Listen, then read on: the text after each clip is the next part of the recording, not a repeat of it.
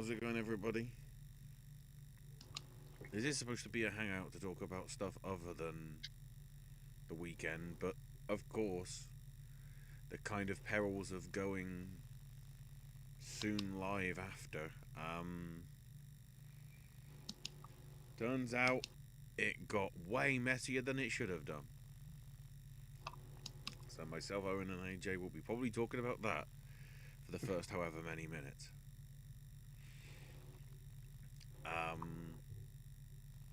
So in case you didn't catch what happened, one, go back. We'll be here because if you're on archive, it'll be whatever. But yeah, the TLDR is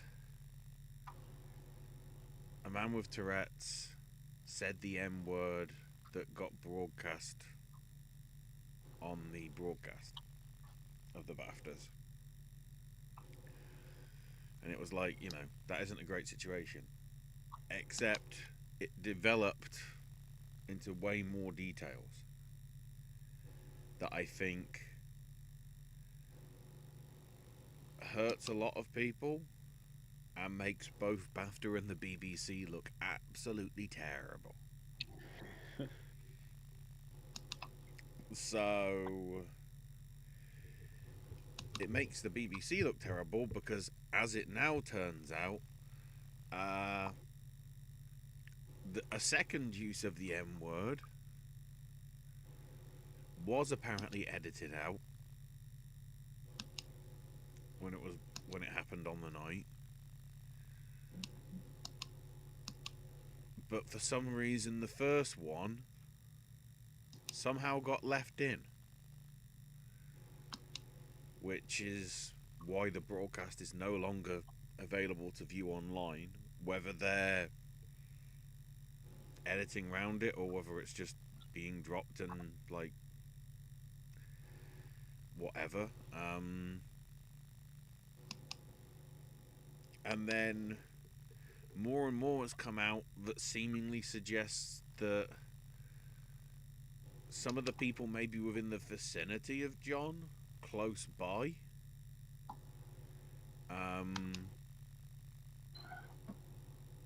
may have been made aware of John's condition. Apparently a fair lot of the audience, outside of the people close to where he was sat, weren't told. And weren't told when they were going in because apparently he managed to say the M word at least once or twice to just like people sort of in the red carpet area that was obviously not on film, but obviously, wasn't taken well. And BAFTA, especially that BAFTA didn't even directly apologise to said people affected by the mentioning of the word, including Lindo and Jordan themselves. There was nobody off stage that sort of, directly apologised to them. The only sort of apology they got was the sort of generic one that Cumming gave.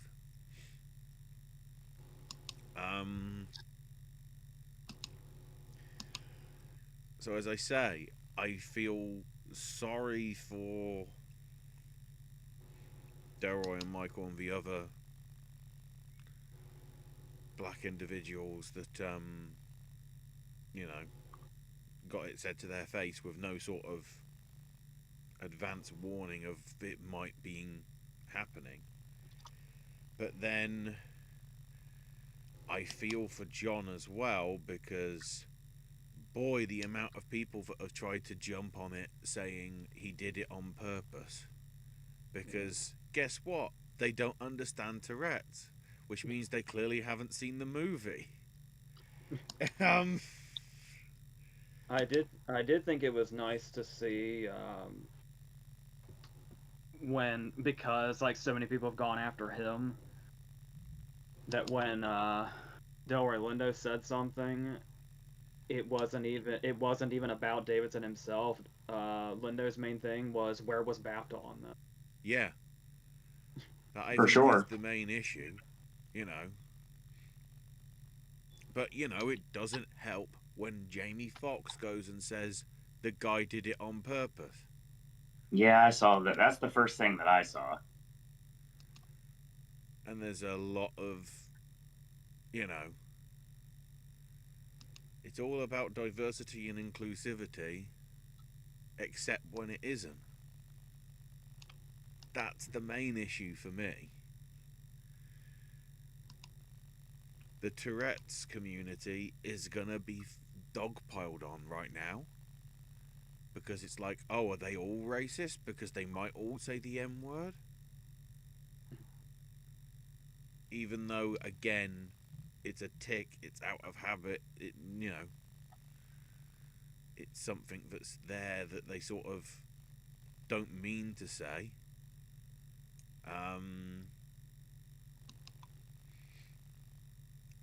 And at the same time as well, yeah, I'm surprised that BAFTA didn't sort of directly address the issues They should to have. those directly.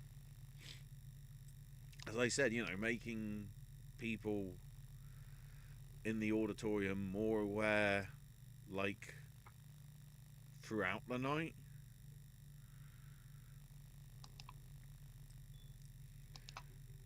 Maybe that's what sort of the Alan Cumming thing was at the end, about diversity and inclusivity. It's like, and I vaguely remember that sort of cropping up to some extent in the opening speech that Cumming did as well, but certainly it wasn't like off camera or off the broadcast we saw anything. But then, as I say, whoever the producers were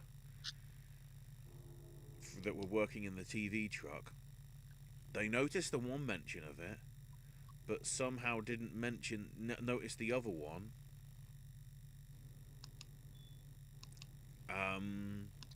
Which is how it got broadcast. I saw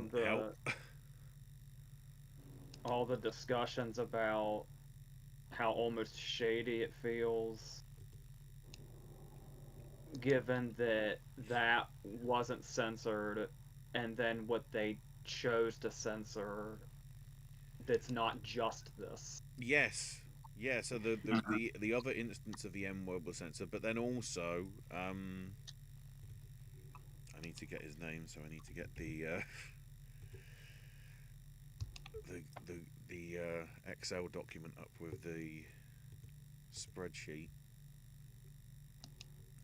The guy that won debut, yeah, Akinola Davis Jr. mentioned at the end of his speech, Free Palestine, which was, wasn't not going to be brought up because the BBC wanted to sort of remain impartial. Thought I read something, Ashley, about before the ceremony. They were saying something about how they wanted to make sure that people knew not to make anything political in any way, shape, or form just because of that fact. Yeah. Davis basically gave the reasoning of, because he was in the room, he figured it wasn't going to be broadcast, but just, letting the people in the room sort of know. Sure. What's interesting is what's come out of that is ITV brought in, I can't remember the man's name, but an individual to talk about the Tourette's issue.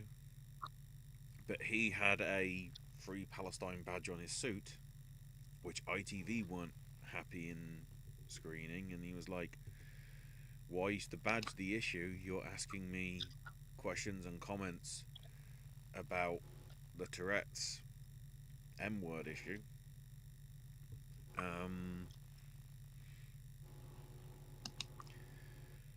That sort of deal.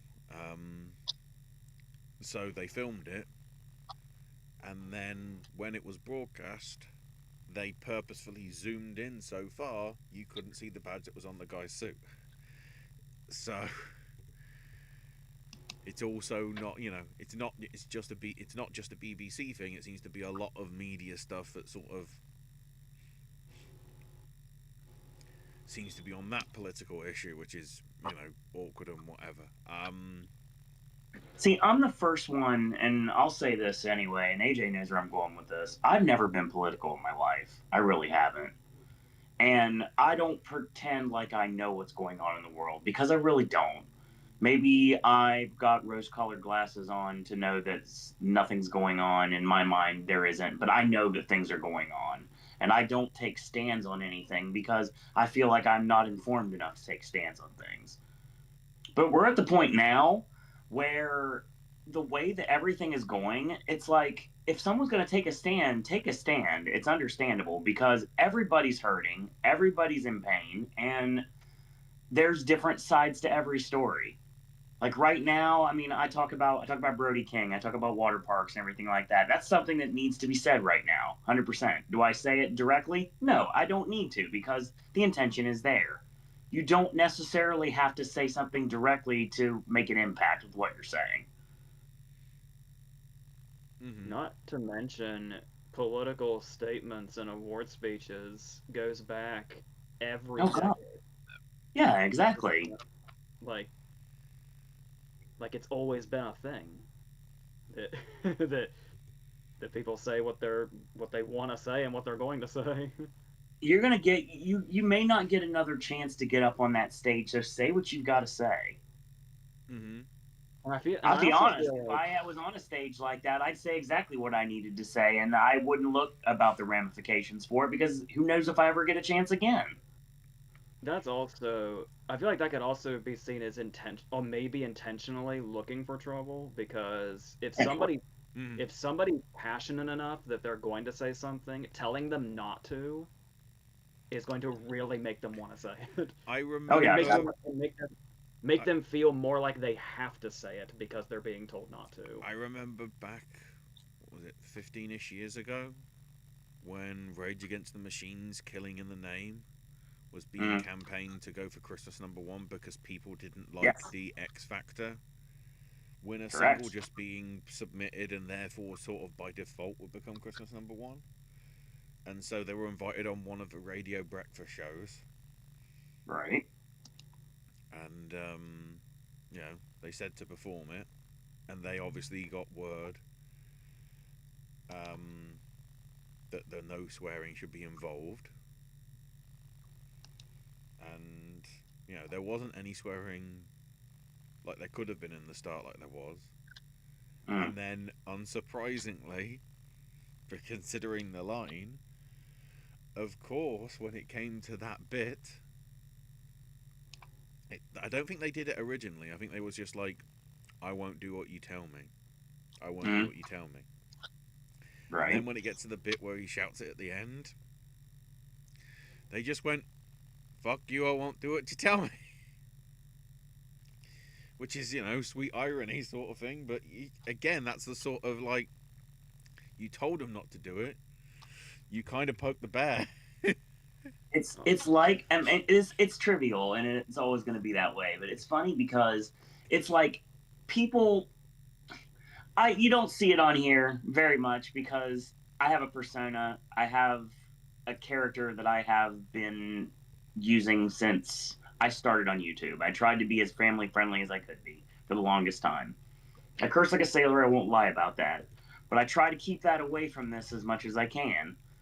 But we go back to the fact that there are people in my lifetime that have told me directly, I don't really like this language. Could you not use that around me? And it's like the angel and the devil on your shoulder. It's like, so I could be really nice, and I usually am, but if someone goes out of their way and says, hey, you know what? I don't like your language. Well, then I'm obviously going to turn that right back around on them. And I'm going to use some very colorful language that may upset them because they poked the bear. It happens from time to time. It just does.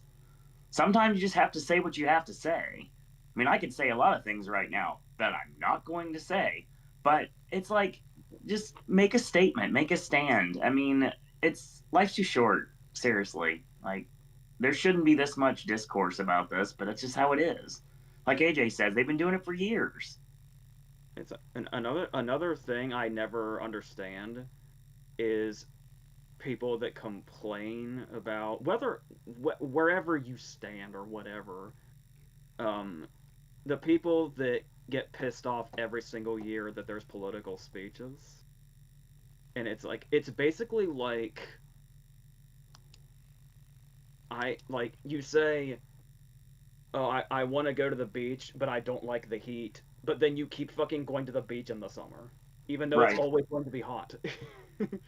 It's like there, where a lot of people stand, and they're gonna make that known when they have the platform. Absolutely. Why? And the fact that we're getting farther into whatever we're getting into, it's now you think people are gonna stop talking? Really? I don't, yeah, it just seems like a waste of energy for the people that complain that Yeah, that's what a lot of speeches are like. I got some of John put out a statement himself, saying, I think I saw appreciate the this. announcement to the auditorium in advance of the recording, warning everyone that my tics are involuntary and not a reflection of my personal beliefs. So I guess it was mentioned, but whether Jordan and Lindo were there at the time or backstage because they were prepping, because if they were doing the first award, they wouldn't really be able to be in the front row or anything, that sort of deal. But I chose to leave the auditorium early into the ceremony as I was aware of the distress my tics were causing. But it's a shame that some of the community is like immediately going, well, he's racist, and saying that Tourette's is an excuse, and it's like,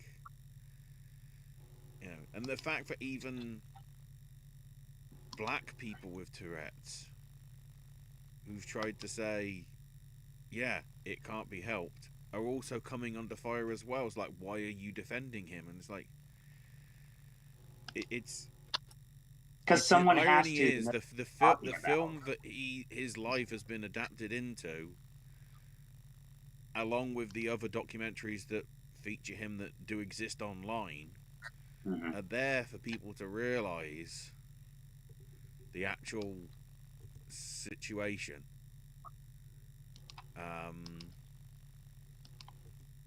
But yeah,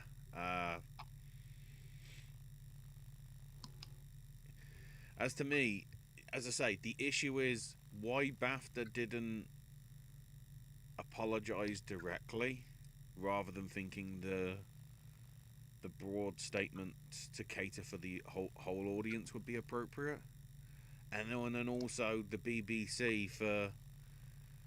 At first, I thought it was not editing it out, but now it's the fact that they did edit it out, but they didn't edit all of them out because they weren't paying enough attention.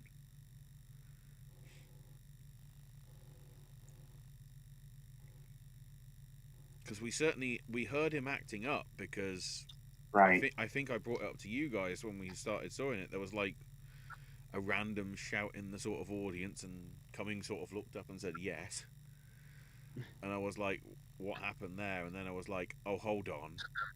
If I swear is sort of featuring a few times, it might be, either him or somebody within the Tourette's community that's obviously attending because they might have been invited guests, sort of thing. So as I say, it's sort of, to me, the onus is more on BAFTA and BBC for not doing an appropriate response and or editing of the issue. Have they fashioned a press release yet? Not that I'm aware of. They're about a day late on that one. Unless they're trying to figure out what they need to say. Yeah.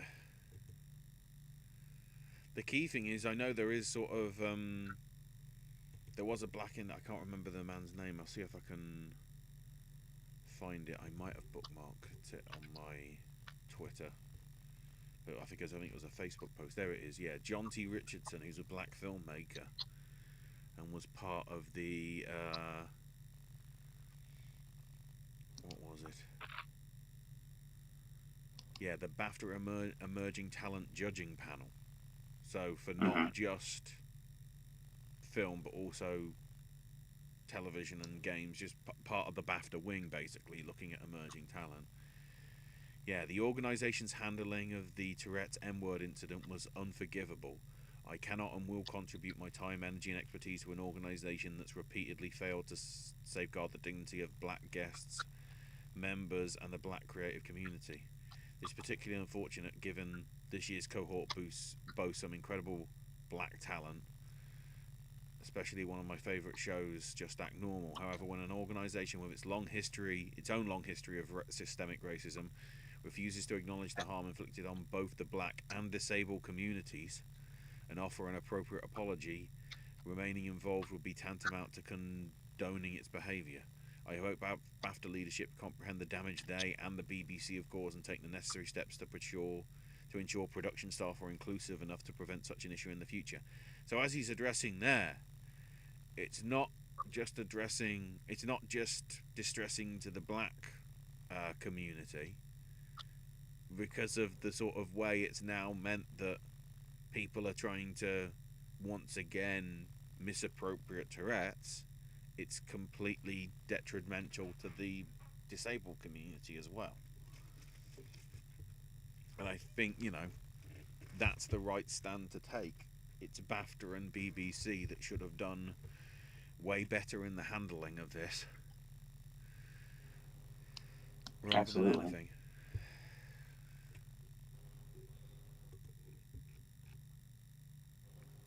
I would argue. I didn't know that about Jamie Foxx, by the way. That's pretty disappointing. Yeah, he's the first person I saw legitimately speak up about everything. Let me see. Not to mention, on top of I Swear, Davidson also has a documentary, doesn't he? Doesn't he have two of them?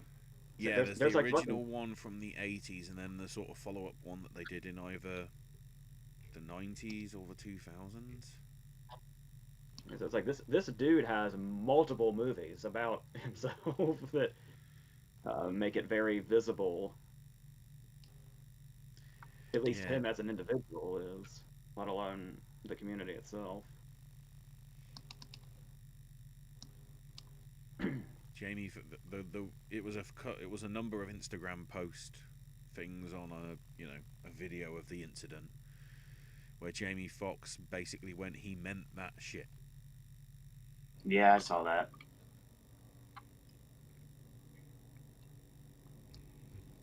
I mean, considering some of the things that may or may not be right about Jamie Foxx,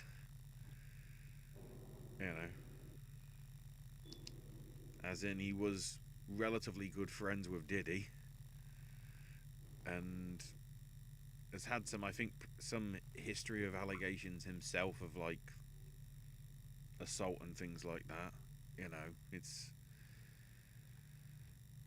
not a great situation. Oh, hang on. This is also an uncomfortable conversation to be having while he's literally staring at me because my Django poster is right there. Hang on. So here we go. They did put out a statement, but it was 6 hours ago. So we're talking a couple of days after us at least. So at the BAFTA Film Awards last night, our guests heard very offensive language that carries incomparable trauma and pain for so many. We want to acknowledge the harm this has caused, address what happened, and apologise to all. One of our guests, John Davidson, has Tourette's syndrome and has devoted his life to educating and campaigning for better understanding of the condition. Tourette's causes involuntary verbal tics that the individual has no control over. Such tics are no way a reflection of their beliefs and are not intentional. He's an exec producer on I Swear, which is based on his life experience. We take the duty of care to all our guests very seriously and start from a position of inclusion. We took measures to make those in attendance aware of the tics, announcing to the audience before the ceremony began and throughout that he was in the room, and that they may hear strong language, involuntary noises or movements during the ceremony. Early in the ceremony, a loud tick in the form of profanity was heard by many people in the room. Jordan and Linda were on stage, and we apologise unreservedly to them. Again, why wasn't it done sooner? And to all those impacted. We'd like to thank them for their dignity and professionalism. During the ceremony, John chose to leave the auditorium and watch the rest of the ceremony from a screen, and we'd like to thank him for his dignity and consideration of others on what should have been a night of celebration for him. We take full responsibility for putting our guests in a very difficult situation, and we apologise to all. We'll learn from this and keep inclusion at the core of all we do, maintaining our belief in film and storytelling as a critical conduit for compassion and empathy.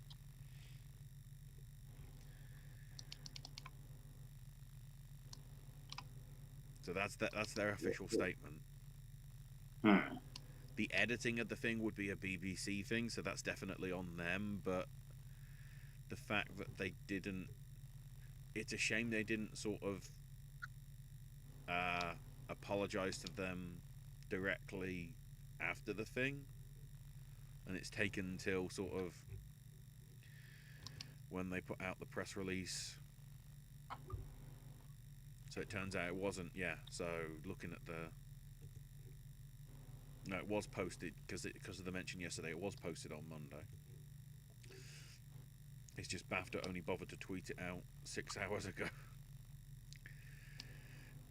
At 4 o'clock local time on a Tuesday afternoon. But yeah,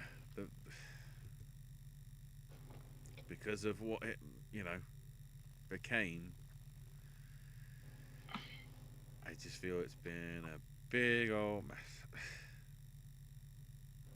It feels like we're in another dimension because we're not a political channel. No. We never go down this path. It's like, hey, let's talk about movies and then go home. Is what we usually do.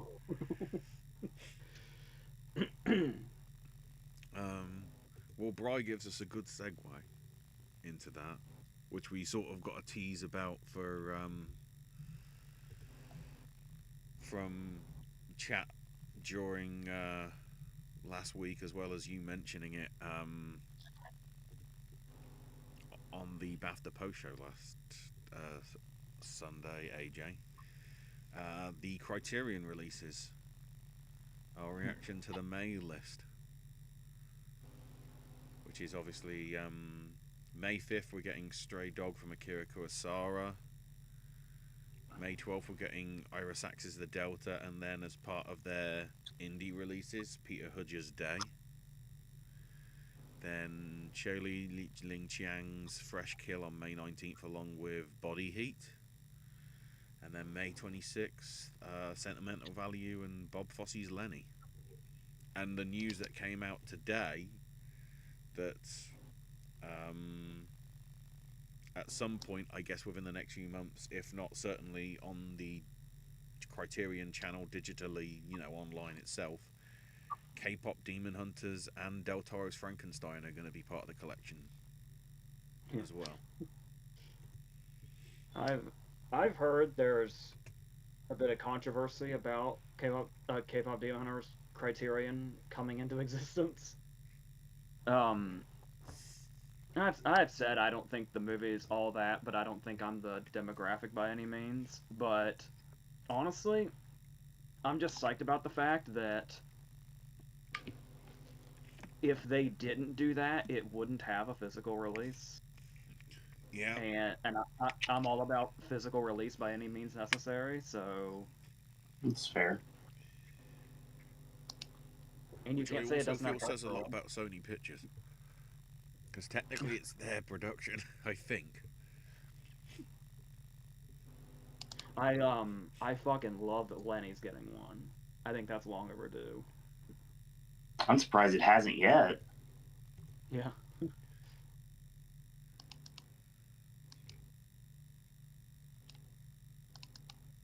I'm kind of surprised Fosse's whole lineup hasn't gotten the treatment yet. feel like Star 80 seems like one of those almost random things that would happen at some point. What's weird as well is I notice, just clicking into it because I was double checking, obviously, whether it had got a release before. Because the reason I was double checking is because it says audio commentary from 2015, featuring 2 film historians, and I'm like, so I guess we're borrowing a commentary that was done for a previous release that wasn't Criterion, and we're just carrying it over.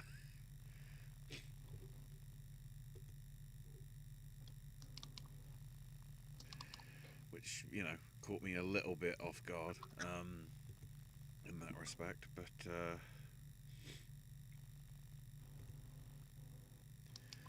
yeah. Anytime, as far as Stray Dogs, anytime a Kurosawa gets revamped, that's great news.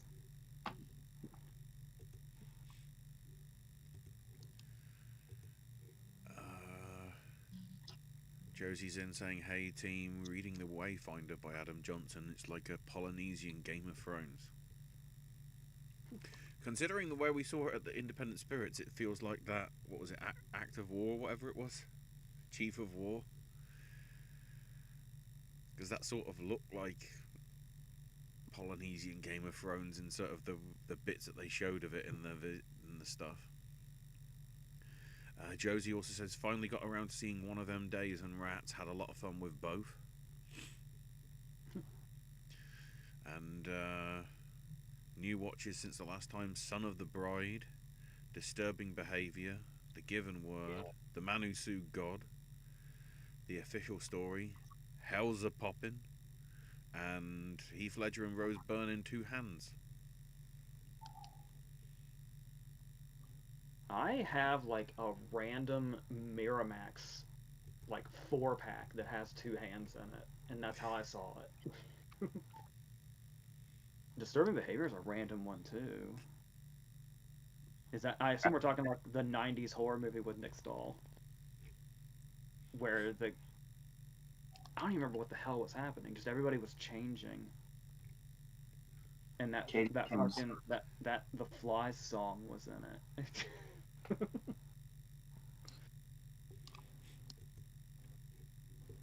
In honor of the Olympics, favourite movies that feature Olympic sports. Cool Runnings. I love Cool Runnings, and I am not going to apologize for it.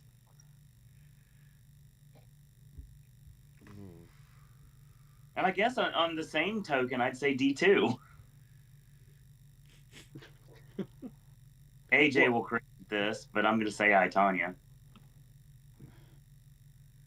Most people would agree with you, so you got that going for you. Well, dude, you know how you weren't around for it, but back when the Tanya Harding and Nancy Kerrigan situation happened in 1994, I was all about that whole situation. Oh, I think there's a good movie to tell with that story. I just don't think Craig Gillespie's the guy. And yes, Ashley, that was way before Tanya Harding made her AAA match debut. I will always appreciate I, Tanya for essentially being Paul Walter Hauser's breakout. Oh my God, yes. But that's all I got. I mean,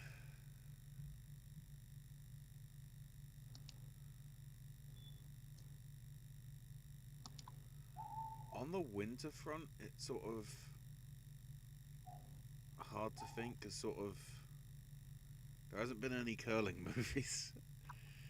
There hasn't, I'm aware of, been any sort of skiing stuff. There's a very good documentary called The Ice King about John Curry and dealing with his homosexual sort of stuff in an era when it kind of wasn't the right thing to do, and the fact that we lost him as young as we did, that's a very powerful little documentary that I think I'd like more people to see. And then in terms of the summer stuff, I don't know why I think this, But I actually think in the future it's totally possible we're gonna have some like amazing curling movie. I don't know who's gonna do it. I don't know how they're gonna do it, but I just imagine that's possible. Yeah. And then obviously it sort of gets mucky because then it's like, some of the times when, stuff gets put into the games as the sports, like the break dancing as it was. In which case, Stomp the Yard, I guess, makes it. That's technically an Oscar, a film about an Olympic sport, sort of. I'd say Step Up before I, I'd say Step Yard. I remember the year and a half where Columbus Short was a thing. Yep. Which 2025 movie characters do you want to see in the Olympics, and which games would you want to see them play? Oh Lord. Well, the cheat answer is Marty Mauser because he'd just be Marty.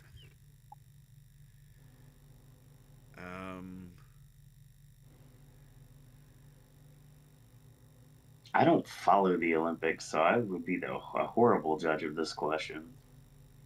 I mean, the obvious one would be Ethan Hunt in the 200 meters. Because he just, Naruto style run. Like...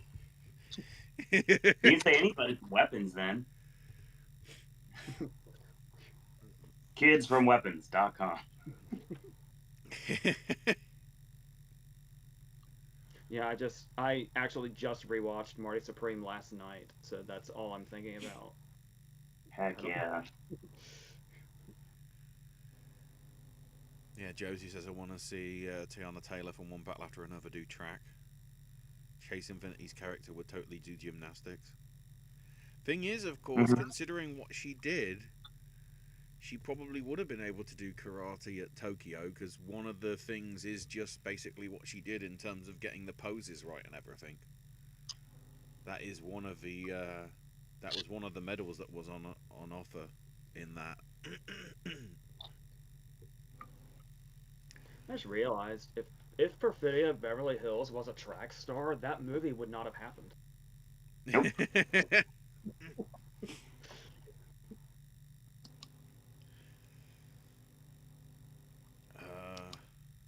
Josie also says I could see Renate Rensiv doing the track too.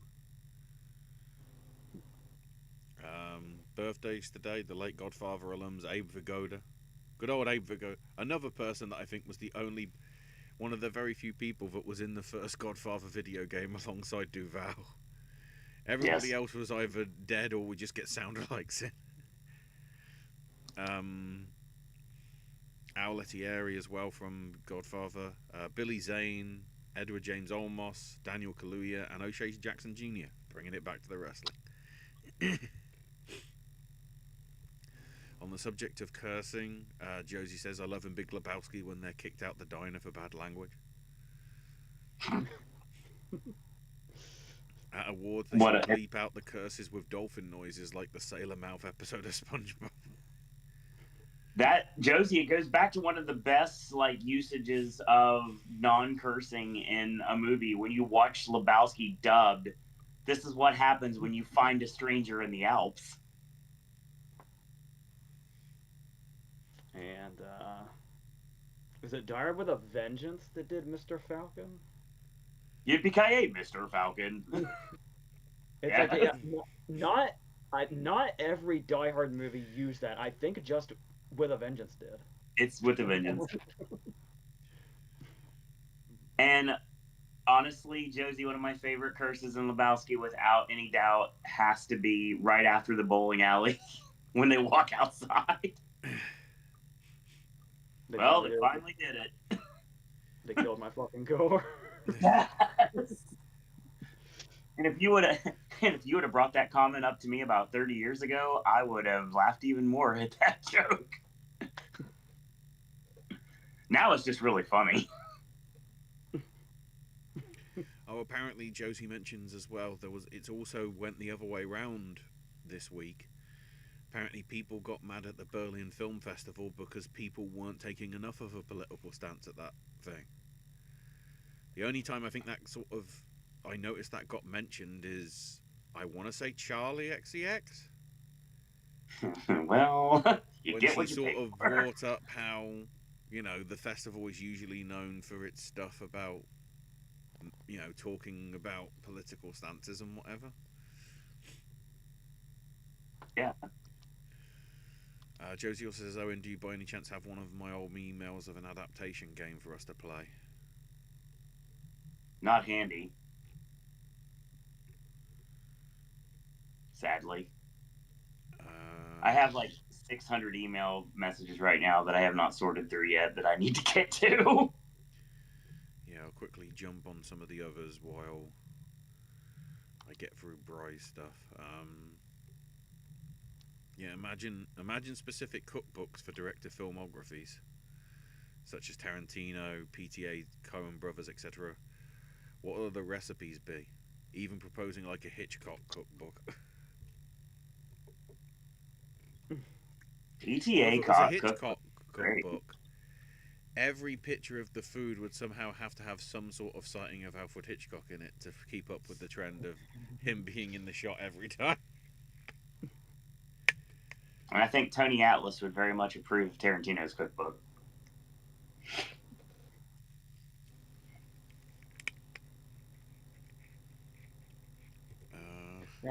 I say this every time. Josie asks fun questions, and I don't have the hands-on thinking. I will say there was, and it's funny you mention that because one thing I've always done ever since I was little was I like to read when I eat so much that it's driven people insane in the past. I would always read like magazines, things like that. And no matter what it was, I'd read it. And my mom had a couple cookbooks. She had a Coca-Cola cookbook that I always read, and she had a Brady Bunch cookbook that I always read. So that takes me back to that question because I always used to read the Brady Bunch cookbook when I was having lunch. If I didn't have anything like a wrestling magazine or like a dirt sheet to read. I mean, you'd have thought Tarantino's would at least feature the Royale with cheese. The Big Kahuna Burger. There's the DVD comes with a Jackrabbit Slims menu. Yeah, I think that would probably be a start.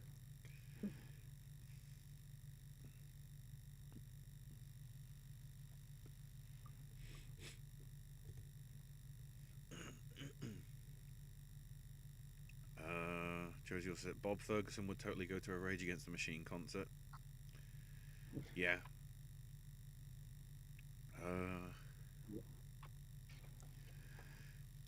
I'd like to see a film from the 90s and early 2000s Aussie New Wave to get a Criterion release. Favourite Australian film from that time period? Ooh. What time period would this be? 90s and early 2000s.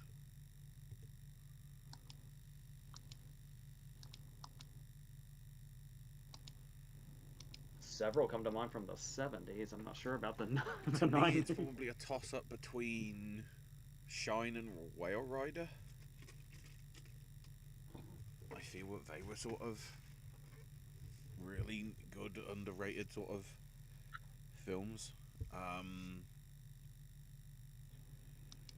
To some extent as well, either Peter Jackson's Brain Dead, or I know it's not early 2000s, it's sort of later 2000s, but I really did get a kick out of Black Sheep. Yes. It's 2006, I think. Yeah. I know, it's just outside the window, but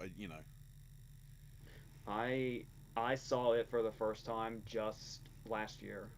Oh. And it's fucking nuts in the Yeah. best way. No pun intended, by the way. Yeah. It kind of does feel in the same vein though as Brain Dead, because with the amount of practical effects that you get with it.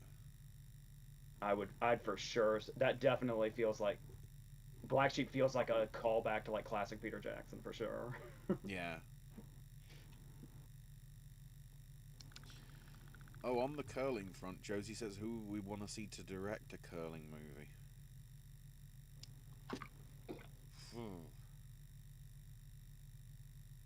You see, it's an obvious choice, but what I'm thinking of, obviously we're talking two completely different sports, but if you're talking about a sport that doesn't seem cinematic that can be, I'm thinking about Fincher doing the rowing scene in The Social Network. Yeah. And it would be that vibe.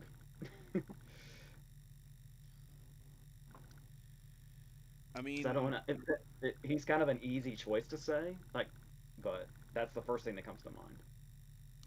in terms of, well, Sunshine and Leaf isn't a biopic; it's an adaptation of a music, or using the Proclaim That is stuff. also correct. But I feel Dexter Fletcher's, with what he did with Eddie the Eagle, I think he'd do well to adapt a curling film. That's a really good answer. Yeah, and I'll give you a shout, Ashley, for bringing up the Proclaimers on here. Thank you for doing that. He directed it. I'm aware. Thank you, Todd in the Shadows. What kind of musical score would match well with curling? Reznor and Ross. Might as well just weirdly, go. Yeah, because of the sort of the fact that a point can be determined by sticking a nail with like a bit of wood from the center, and it being sort of like the width of a piece of paper to decide whether that one scores or that one doesn't. There's a lot of pressure behind it and everything as well. So I got a challenge for you. If anyone wants to take it on, Brian, Josie, you can do it. Anybody else listening can do it. So this has now like piqued my interest. You've woken me up. I'm not not paying attention. I'm literally like awake watching this. So here's the thing. How about we take Compress Repress and put it as the background music of a curling video so I can see what it's going to look like? I want to know right now. It doesn't just have to be Compress Repress. It could be anything from Challengers' score. I'm aware, but I want that song specifically just so I can prove a point. I would think Match Point is the piece you're looking for. Yeah, Match Point's probably right. Yeah. So take Match Point and put it to a curling video, and I want to see what could possibly be. I'm imagining that, and it's fucking awesome. I still want to see it, though. Harkening a little bit back to Black Bag here, Kate Blanchett and Michael Fassbender ice skating, Josie says. Could Marty Mauser do curling? I don't know. I don't know. I don't know what phrasing I'm looking for here, but there is something about Fassbender's body type that makes him kind of look like he'd be a graceful skater. I can actually really picture.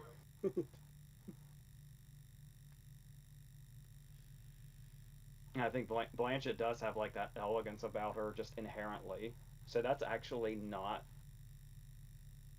crazy. I don't know. I would have said Anne Hathaway myself. Yeah, that's good. I don't know. Anne Hathaway and Austin Butler doing like couples figure skating. Let's go.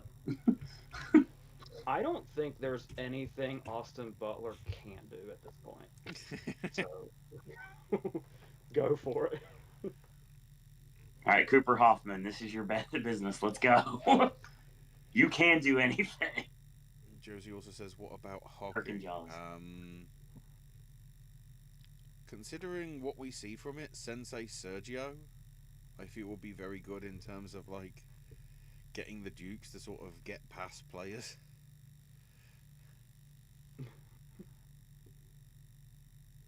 You just mentioned Cooper Hoffman. something hockey related is what I can see Cooper Hoffman in. Yeah. I mean, all I'm thinking about is just two big. I can't even tell who they are, but it just popped into my head. I'm imagining like Slapshot, but with Sweet Chuck from Police Academy. You might be onto something here. With the Spike Dudley glasses and everything, of course. I have not seen. I barely have any memory of Slapshot actually. Oh my god. I own it. I can see it from here. I should fix that, but I just have never revisited it for some reason. I don't know. I'm imagining Trey Parker as one of the Hanson brothers. Yeah. I had it. Get this. I had an action figure of one of them. I don't know if you remember that. I do remember though. Yeah, absolutely. I remember seeing them in EB Games a couple of times.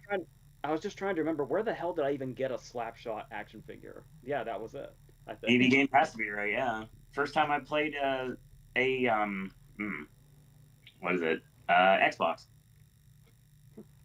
Because I hated Xbox. I was always against it. I was a PlayStation guy, and I never could play Xbox.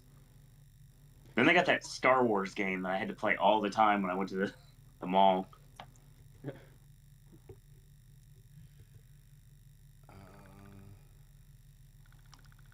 Josie, if you want to email something briefly over for Owen to have a look at, try and leave it to sort of half a dozen or whatever. We should be able to fit that in the next hour or so.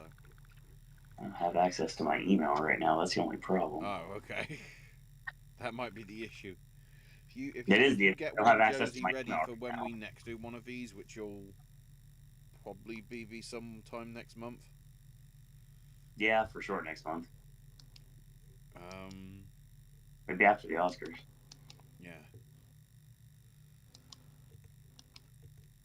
So Bry says, if you remember last Hangout Popcast, I talked about what if the Oscars had best casting from 2000 onwards with the 5 nominees and the winner. Now it's what I think the bottom 5 would have been if there was a short list. Keep in mind it has to be an Oscar-nominated film for the what if rule. So Bry for 2000 says that the short list would feature Almost Famous, Castaway, Quill's Requiem for a Dream, and Traffic for 2000. Almost Famous is my win for that, and I don't even need the other categories. Well, no, this is the I guess the 6 through 10 maybe. I'm literally telling you the right answer is Almost Famous. Right. I don't care about the 5. That's a shoot. I always love a Quills shout out. Quills is awesome and disgusting. I love it. So what we're saying right now basically is I very well may like go rogue and just pick one of your bottom 5 to be my winner. And I probably sort will. of basically be the one that, the one that was the number 6, if you want to say. No, I'm going to say it's my winner, and then we're going to go with that. Moving on. Well, 2001, we've got Bridget Jones's Diary, Harry Potter and the Philosopher's Sorcerer's Stone, Memento, Mulholland Drive, and Training Day. Those are really good. I want to say Potter because, I want to say Potter too, but getting the 3 children right, at least for the sort of main roles. But Rickman as Snape was just brilliant. Just in general, that's such an expansive cast. Mm-hmm. Because you've got all the kids, and then you've got so many legendary adults also.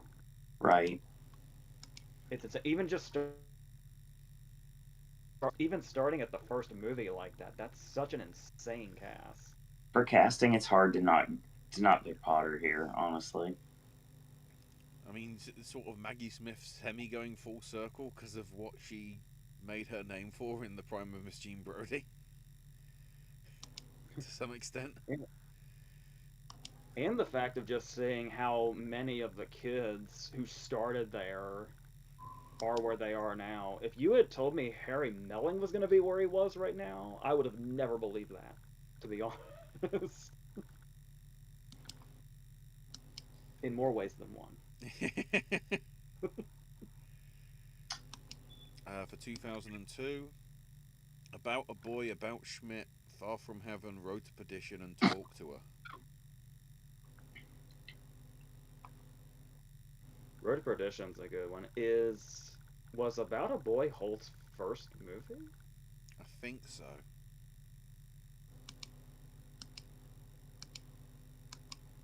I mean, whoever found Holt is still. I hope they've lived a very good life.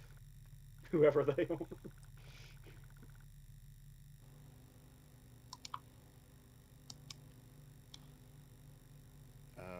2003, we've got City of God, Finding Nemo, Last Samurai, Pirates, Curse of the Black Pearl, and 13.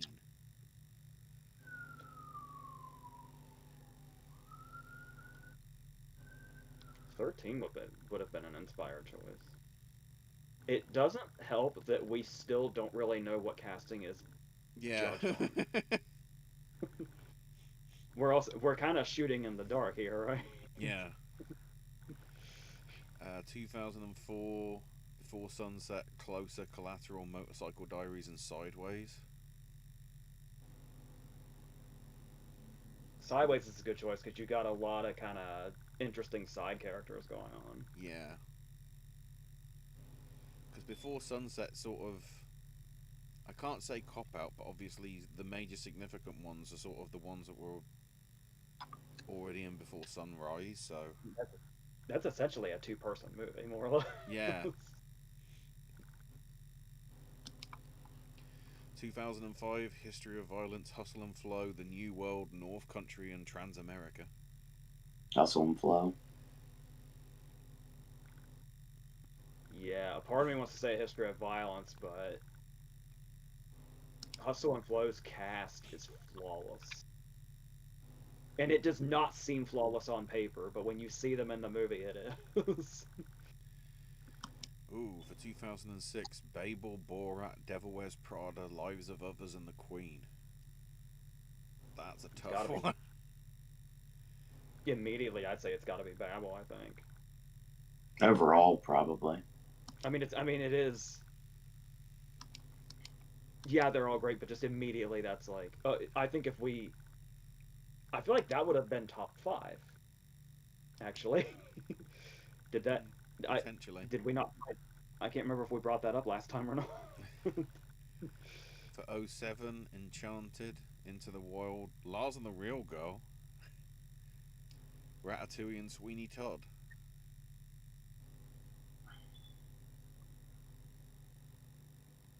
Lars and the Real Girl's an inspired call there to make it in the 10, I'd say. I tend to forget how big Sweeney Todd's cast was, of people both known and who we'd eventually know. Yeah.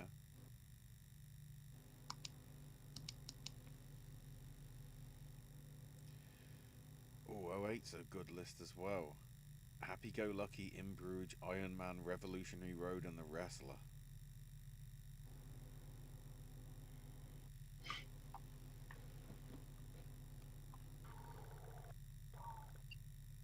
It's a great list. That's a great list of movies, but also a great list for this topic. Yeah.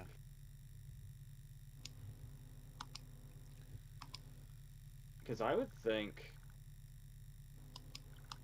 I guess Shannon had been around for a little bit before Revolutionary Road, mainly on the stage. Mm-hmm.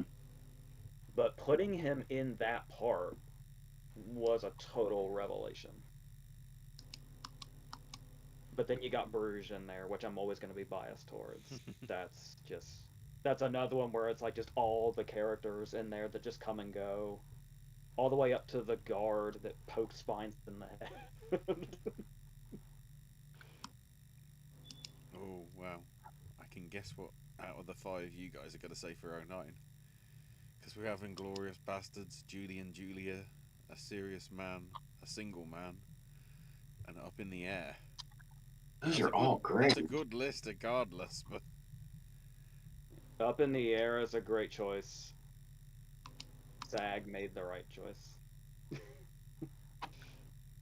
I don't know if anybody remembers, we had an award season where the last award of the night, the speech was given by Eli Roth. That exists. Yes, it was. because that film, arguably Brawl, Laurent, and Vault.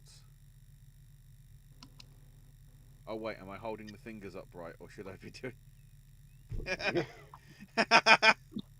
I'll get you killed. Be careful. Speaking of that, August Deal too is such a standout in that movie. Mm-hmm. For sure. We didn't really know at the time who Fassbender was. Mm-hmm. Oh, and also, what's his name? Oh, from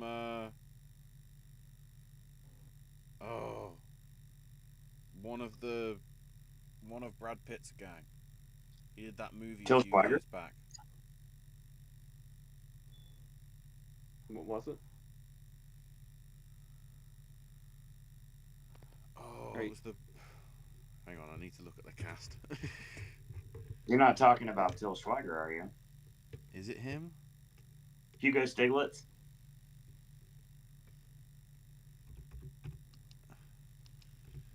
He's Yeah, I want to say he's the one at the end that is putting the swastika in.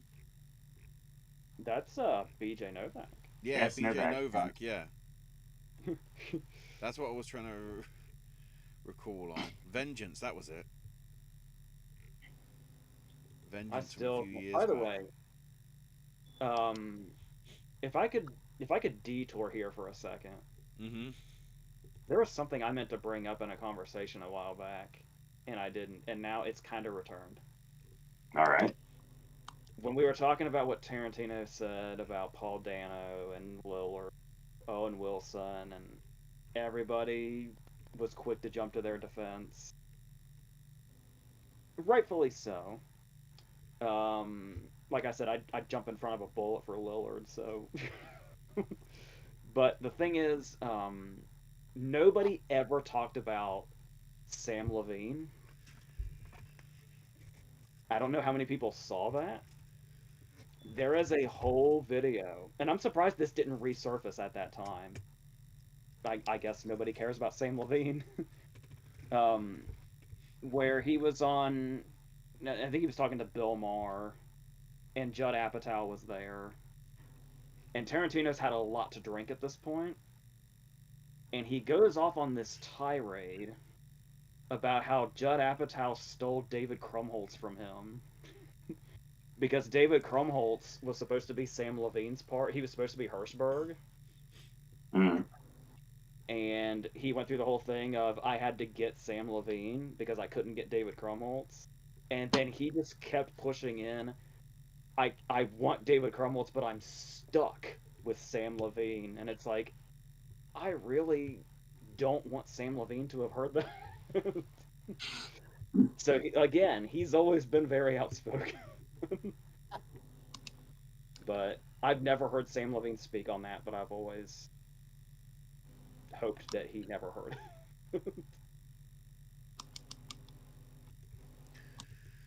For 2010, Bry shortlisted 5 outside of the ones we covered last time would be Animal Kingdom, Blue Valentine, 127 Hours, Rabbit Hole, and The Social Network. Again, The Social Network's one that has maybe I notice these people because I've seen the movie a 1,000 times now, but that's another one where people will just come in for like 30 seconds, and like every performance matters. There's the guy that plays Peter Thiel for like 5 seconds, and whenever I hear his name, that's the guy I see. But Animal Kingdom's a great choice. Speaking of Australian movies, too. Mm-hmm. For 2011, The Descendants, The Iron Lady, My Week with Marilyn, Rango, and Tinker Tailor Soldier Spy.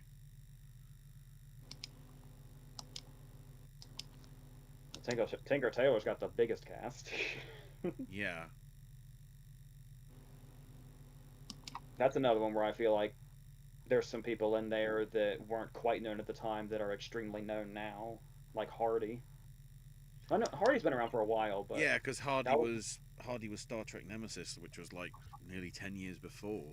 But yeah, it was from there that it seemed like he was starting to sort of get the angle that he was going, at least getting more major gigs. Yeah, I guess Bronson was a couple years before too, but Mm-hmm. oh my God, it's post Inception too. Okay, Hardy was known. Never mind.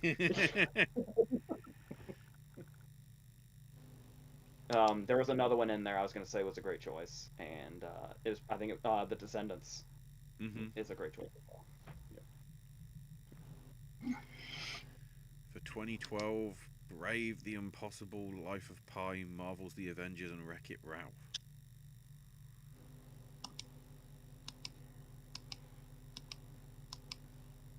What were the first two? Brave and The Impossible. I'd probably edge it out of those five. I'd say Impossible is the strongest of the five, just because of finding Tom Holland. Yeah, that's probably the weakest list we've had up to this point. 2013. Owen will know what's coming here. Blue Jasmine, Dallas Buyers Club, Frozen, Inside Llewyn Davis, Shout, and Nebraska. Oh, All so good. Llewyn Davis and Nebraska are probably right there.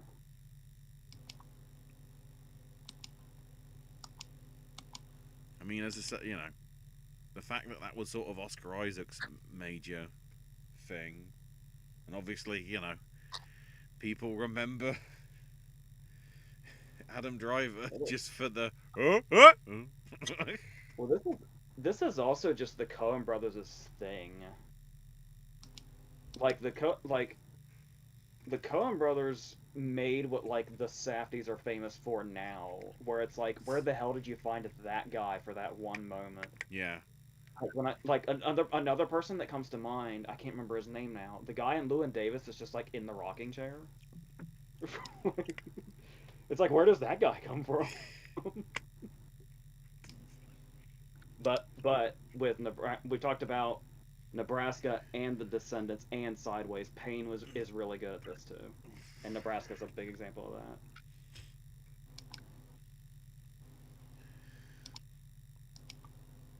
I want to say this is generally a good list for 2014. American Sniper, Foxcatcher, Gone Girl, Nightcrawler, and Theory of Everything.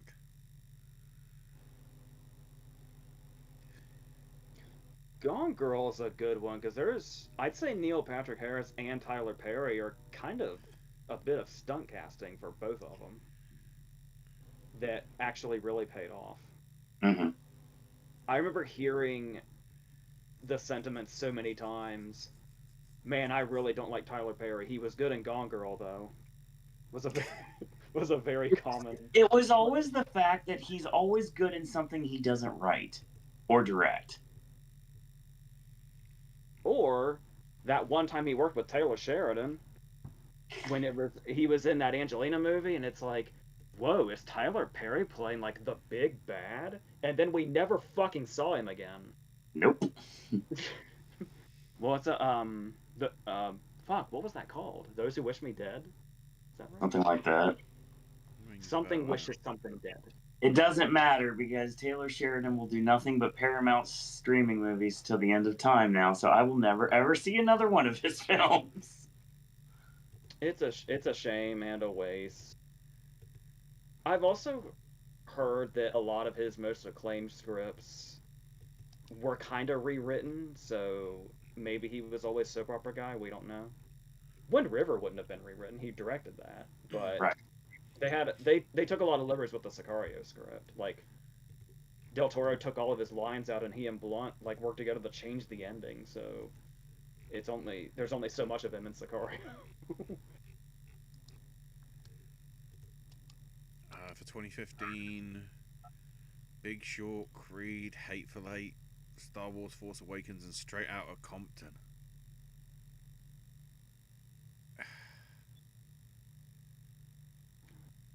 Obviously, Straight Outta Compton didn't. Straight Outta Compton got a SAG nomination, didn't it? I believe I so. think so, yeah.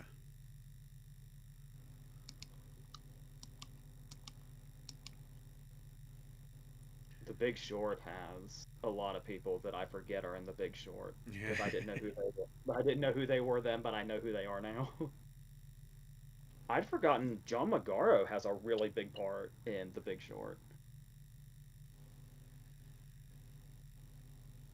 Yeah. That's a strong list, because regardless how you feel about Force Awakens, it certainly launched the careers of Ridley and Boyega. And I think they've done well. I guess Boyega did have Attack the Block a few years before, but Yeah. on a more global stage, I think it sort of gave him I a bit more visibility. I remember when Attack the Block came out and everybody was like, "This guy's gonna be huge." Not just because he looks exactly like young Denzel, but he's It helps. talented too. Oh, pretty good list of 2016 as well. We've got Fences, Hacksaw Ridge, Jackie, Lion, and Zootopia Zootropolis. Well, speaking of Denzel, I'll jump on Fences anytime I get the opportunity. Anything that's based on a play is almost cheating, I think. You're gonna get a great ensemble in that case, unless it's like a chamber piece with like 3 people or something, or Secret Honor or something.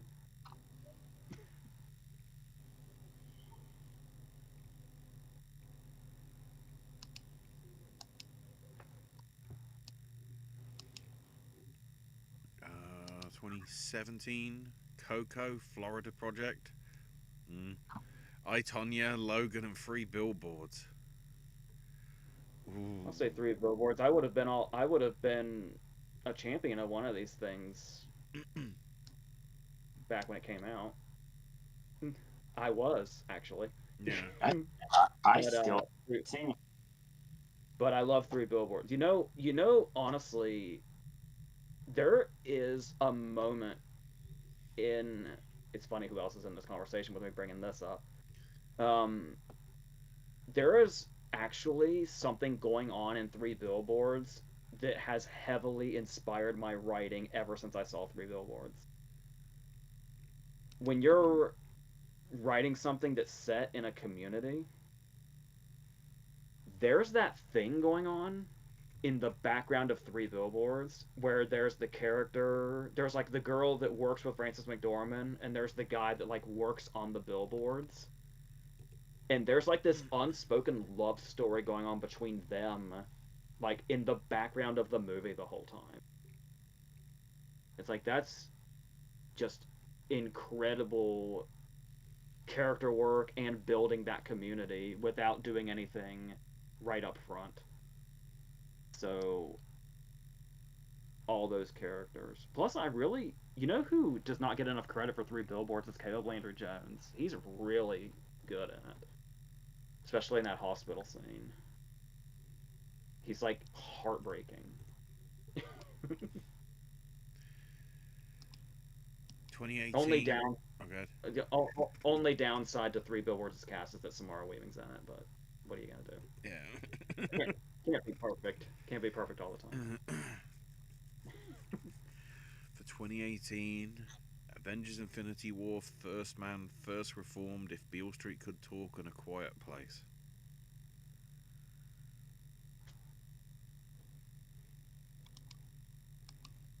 Well, to me, it's between Beale Street and Quiet Place, just sort of the up and coming actors. I say finding. Do we know what had Noah Jupe done anything before A Quiet Place? Obviously, finding Millicent Simmons is a great find. I don't know. I feel like Noah Jupe had to start somewhere even younger, but I could be wrong. If I'm Beale Street trying could to talk is a great remember. answer as well, by the way. Wasn't he in that bloody Bill Murray film? That would have been a few years before. Saint. Saint You talking about Vincent, Saint Vincent? Was that him? I think. No, it wasn't. I kind of, Just double except check. for the scene when, except for, Oh, that's what I remember him from. Yeah, he was in Suburbicon, which was the yeah, year that would have been the year before. before. Yeah, that's right. By the way, I think Suburbicon's very underrated. Am I alone? I like really get a kick out of that movie, and I love how fucking dark it gets. I was just getting ready to say, the scene where Naomi Watts bends over at the vending machine is the only scene I remember about Saint Vincent. And her was that her random SAG nomination too? Whatever that was.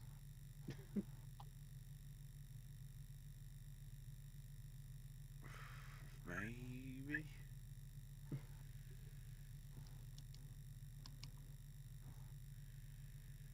And God, I forget. Quiet Place was the same year as Holmes and Watson. Dear God.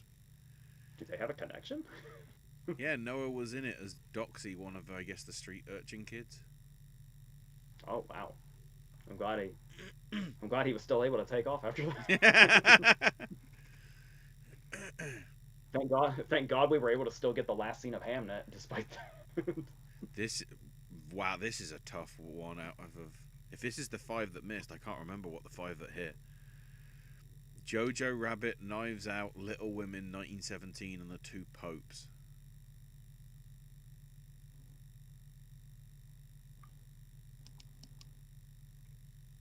I would. If that's the 5 that missed, I'm trying to remember what the 5 that hit. Knives Out almost seems too obvious. I kind of want to say Jojo Rabbit. That feels more like that feels like you kind of took a bit more swings with the casting in Jojo Rabbit.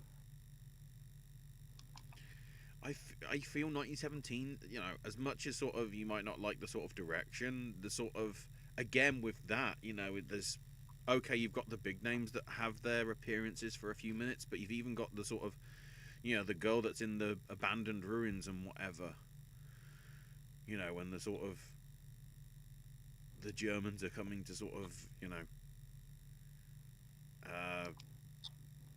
get the, raid through the village and whatever. Her little bit with her kid and whatever, that's sort of a nice bit. And then the, to some extent, what's his name, the 2 leads, which, spoilers, becomes one halfway through. There's George Mackay. I can't remember the other guy's name. Yeah, I'm trying Though, shout out to Jojo Rabbit for making Stephen Merchant terrifying. Terrifying and hilarious. Terrifying and hilarious simultaneously. Yeah, there we go. Dean Charles Chapman's the other guy from 1917.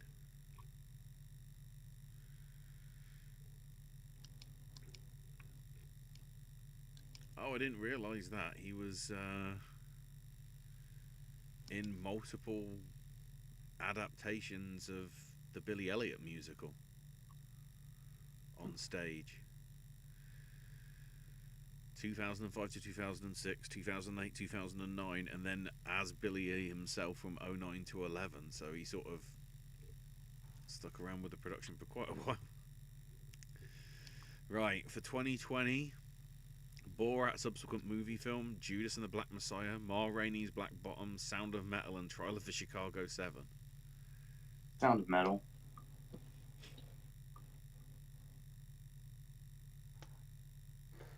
Borat's an interesting one, given the concept.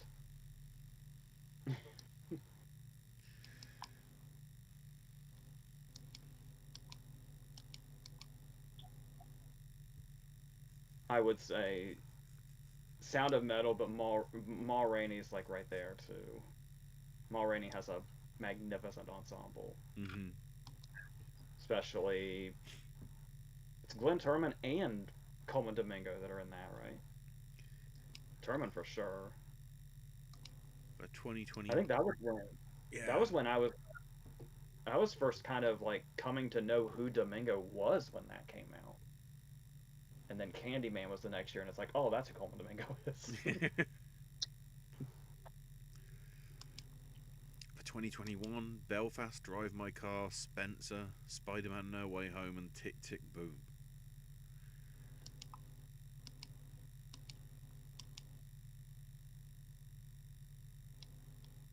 I love casting Bradley Whitford as Sondheim.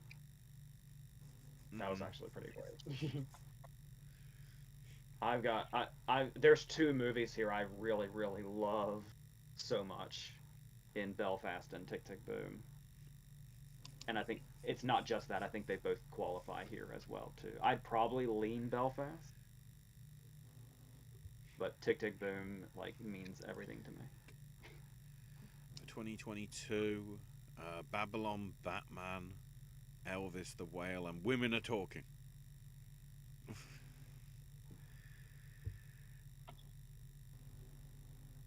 I say Elvis just because of Austin Butler.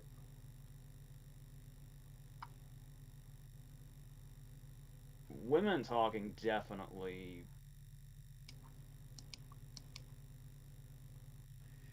I mean, it helps because Women Talking kind of is Ma Rainey style in that it's predominantly just one set. Yeah. So the character focus is going to be significant. Nothing's really going to distract from it too much.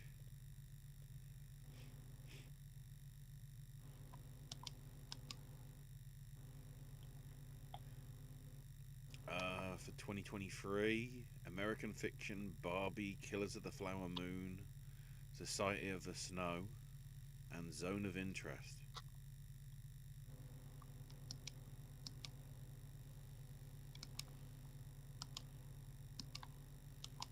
Killers of the Flower Moon is like, that's a 3.5 hour movie, and like every 15 minutes of that 3.5 hours, a new character is introduced, and they all have an impact. And it's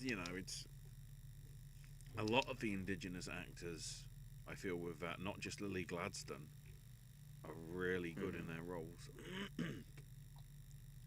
What was the guy? Oh my god, I forgot the guy's name. He was so good. The guy that they have to take out and kill, and they like get him drunk. That guy. The guy that had the mental illness, but they didn't know that's what it was at the time. That guy was so good. Oh, can't remember. I know who you mean. He's got such a vast cast. I'm trying to remember like.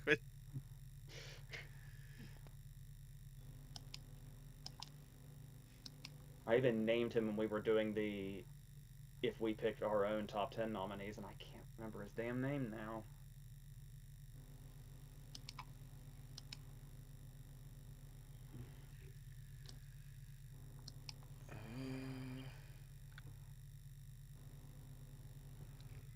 Trying to think. Was it Molly's? Just on a triple check here. Was it the guy playing Henry Roan, Molly's first husband? Yes. William Bello. Yeah. Yeah, I vaguely remember that bit now, yeah. I think he's only even got like 2 or 3 scenes, but they're got at least an impact.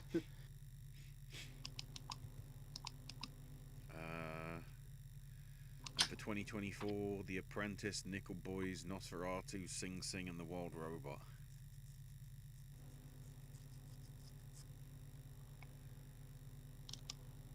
Sing Sing's another one where the line's kind of blurry. Yeah.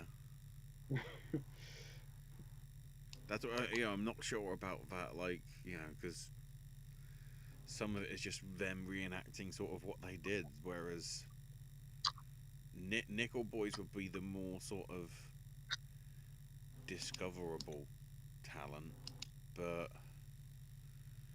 Nosferatu and Apprentice would be probably both a case of getting the right actors for the right role, sort of thing. McBurney in Nosferatu, especially. That was one of my favorite performances of last year, or the year. I guess it'd be the year before now. But...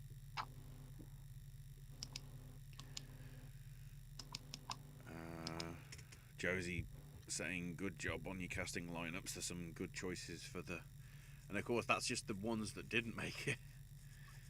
Go back to last month if you haven't, to see give our reactions to who probably would win, at least from Bride's proposed nominations. But in some of those cases, as I say, with that 2019, I'm like, if that's the list, the short list of what didn't miss, I'm intrigued. I'm trying to remember back to, obviously Parasite would have been in there for 2019 and probably Once Upon a Time.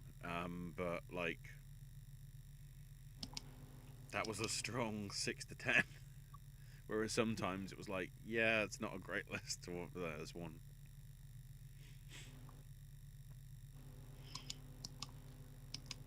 Josie also says Scorsese's next film is apparently starting filming very soon. What happens at night? I think Sony Pictures. Oh, go ahead. I think just within the last few days, DiCaprio said they start in 2 weeks. And I guess Bale just officially got confirmed for Heat 2 with DiCaprio. So we've got some really exciting DiCaprio shit going.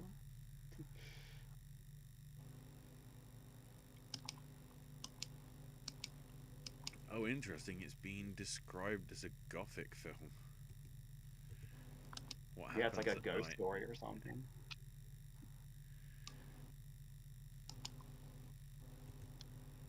Oh, and Patrick Marber's doing the adaptation as well.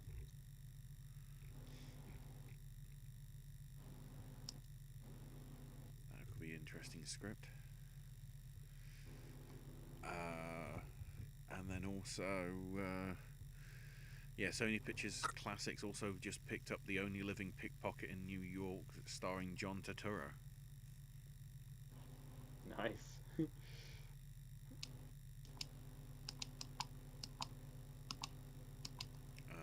And I guess because you mentioned it earlier, Josie does mention, AJ, what's your favourite 70s Australian film then? I mean, it's hard to go against this. I don't know how well you can see. But... Yeah, true. Picnic at Hanging Rock, yeah. Basic, like pretty much anything Weir did in the 70s is yeah. Last Wave. Gallipoli might be the early 80s, right? Like, it might be 80, actually, but it's close enough.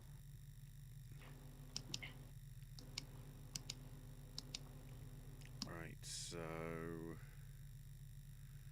we jump from that to the Oscars game. It's costume design for the 70s, just as a reminder. If I get the... There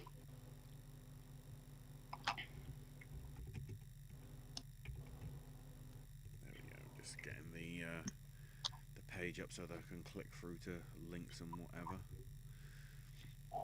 So, for 1970, do we stick with Cromwell or twist to Airport, Darling Lily, The Hawaiians, and Scrooge?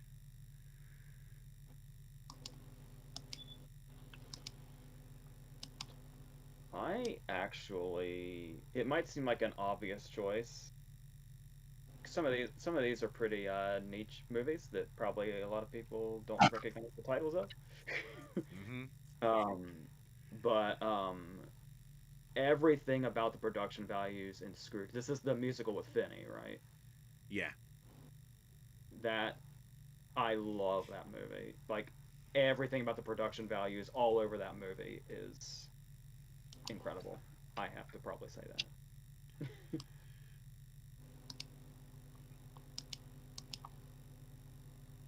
I'd say it's between that and Cromwell for me as well.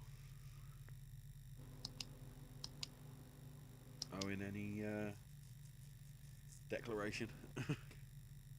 I haven't seen any of those movies, so I can't make a comment. That's what I said. Any declaration. So for 71, the winner was Nicholas and Alexandra, beating out Bedknobs and Broomsticks, Death in Venice, Mary Queen of Scots, and What's the Matter with Helen. What's the Matter with Helen's a really inspired choice. Yeah.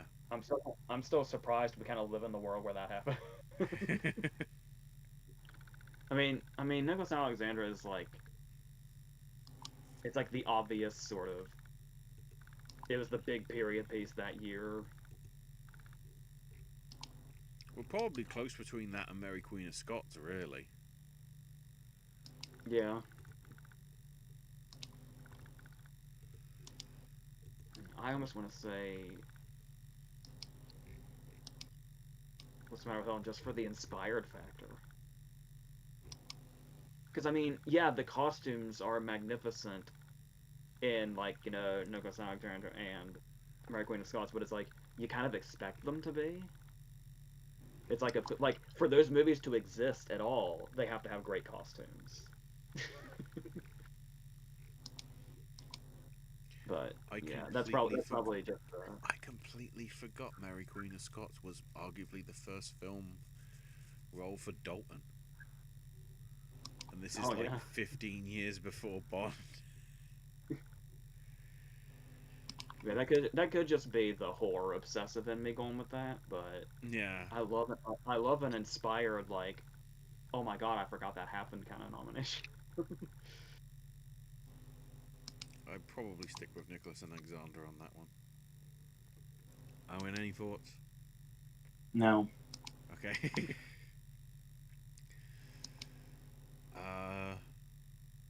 For 72, Travels with My Aunt beat out The Godfather, Lady Sings the Blues, The Poseidon Adventure, and Young Winston. Am I missing why Cabaret's not here?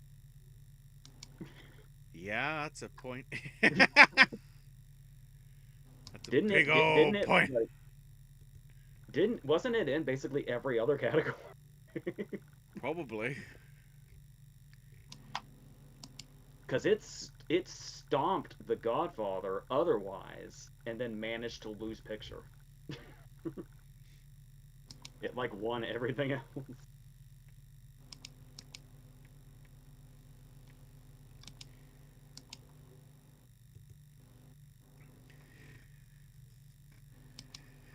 I guess Charles and Lance, one of those ones that's kind of like,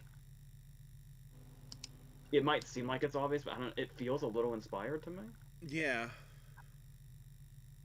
So I could probably be good with that. Yeah, I'd probably stick with that one. Oh, and by default, would you say I'm guessing you've seen maybe Poseidon Adventure as well? I would have to say The Godfather. Yeah. I don't really... I know they're at a party in the Poseidon Adventure, but I can't remember a single costume in it. Except Hackman's, like, red shirt. which is just a red shirt. I don't know.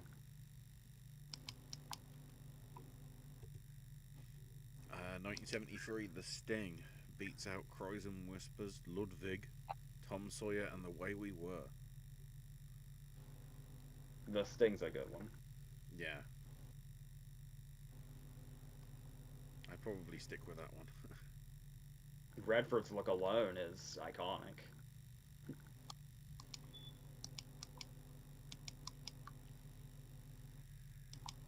I just love the fact The Way We Were poster just says Streisand and Redford together! Exclamation.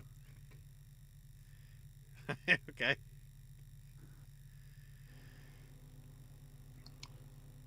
Ooh. 74. Oh. Blimey. Great Gatsby beats out Chinatown, Daisy Miller, Godfather Part 2, and Murder on the Orient Express. That's a strong list.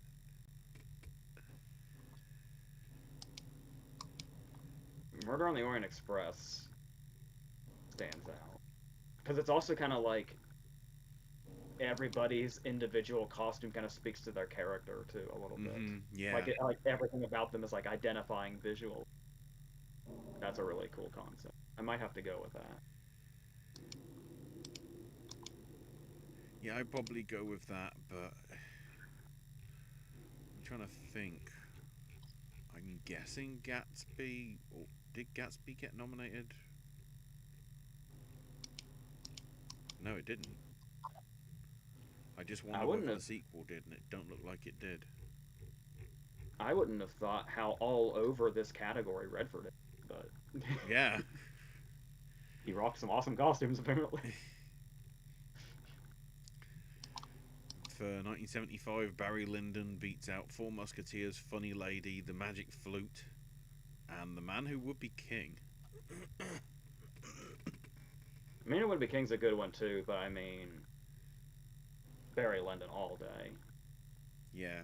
Even being like, you know, what you would think would be typical period piece attire, everything still feels like really unique and kind of wonderfully weird in a way. Mm-hmm. I love Barry Lyndon so much. Oh my god. It's Kubrick being Kubrick. Yeah. Of course it is. Owen, you've seen Barry Lyndon. You have an answer. Yeah, that's the correct answer. Yes. When we saw it during the Kubrick Festival, and the intermission was a minute and a half for some reason. Yes. I don't think they knew what that was for, but no, they didn't sell that many concessions in that minute and a half. That's for sure. Well, none of these are sort of major movies, at least, you know, compared to some of the previous years. For 76, Fellini's Casanova beats out Bound for Glory, The Incredible Sarah, The Passover Plot, and The 7% Solution. Fellini's Casanova is such a fucking weird movie. Yeah. Well, I feel like I needed to take a shower after that movie. I mean, I guess it's the right answer, but I'm not a fan of it. Yeah, it's like,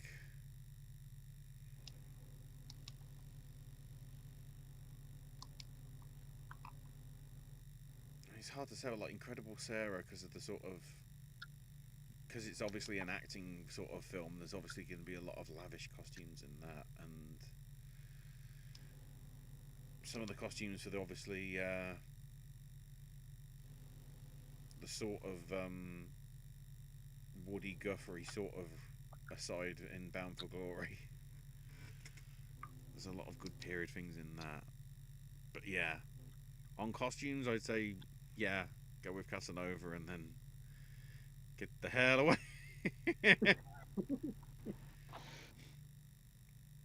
77. Oh look, Star Wars one. Beating out Airport 77, Julia, A Little Night Music, and The Other Side of Midnight. Yeah, it's that one's kind of a given. Yeah, the whole panel says Star Wars. It's the only one of that list I've seen. So it feels like the ones that I've only seen one movie, it feels like it's kind of a default answer because I can't really give my opinion on anything else. It's horrible decade for me to watch movies, apparently. Well, it seems like your default answers have been the right ones so far, so that's good. Oh. Sometimes that happens. Harkening back to a few years before, 78 saw Death on the Nile win, beating out Caravans, Days of Heaven, The Swarm, which I think I saw a YouTube video about that, and it's like there's a guy that's just in sort of a white onesie with a bike helmet on, and that's apparently somehow got an Oscar nomination for costume. And also, most notably, The Wiz. I've got to mention the fifth one because, like, but yeah, that Swarm one stands out because and a lot of standout looking great costume work in that. I remember the reason I've seen The Swarm is it was during when Turner Classic Movies does their marathon at Oscar time of just Oscar nominated movies. And so I watched that knowing that's what it got nominated for. And while I was watching the movie, I forgot what it was nominated for. Like seeing just the clips of it in the YouTube video where it sort of looked at sort of, you know, the things it does. You know, people sort of crap on Suicide Squad winning for makeup and hair, you know, back a few years back, and it's like, yeah, but like you can see there was sort of care in taken in the art of like the makeup and hair for that thing. The Swarm, some of it just feels like it's costumes they bought basically out of would Walmart have been about in '78. You know, it doesn't seem like there's really there's considering how we saw the artwork at like the BAFTAs of like look at all the design and whatever. It was like, did they just get the Sears catalog or something? Like, just get that. This thing with the Suicide Squad makeup win, I still feel it's 10 years later. Mm-hmm. And I feel like that still comes up, and it's like, am I mistaken, or was Adewale Akinnuoye not in that Killer Croc makeup? Yeah. That's him physically there, right? Yeah.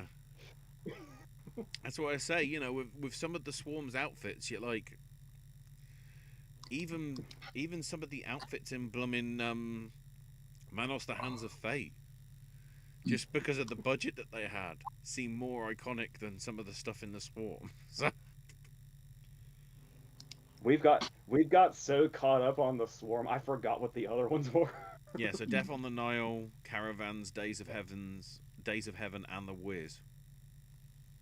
I don't like the Wiz. I think it's fucking weird. And usually I'm all about Wizard of Oz adaptation. Like I'm not precious about it. But the Wiz, I don't know, the Wiz, and I think it's the costumes and the sets and the makeup. Just, I don't know, it just kind of it weirds me out. It scares me more than Return to Oz does. Oh wow. So I'll stick with Agatha Christie, I think. And I know that's probably controversial. I get why The Wiz is loved for all the reasons, but it just never. Yeah. I don't know.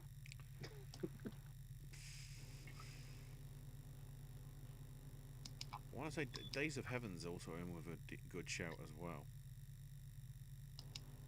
Yeah, I feel like it's kind of like, I guess you'd call it like low key period, I guess. Yeah. The correct answer is anything but the Swarm.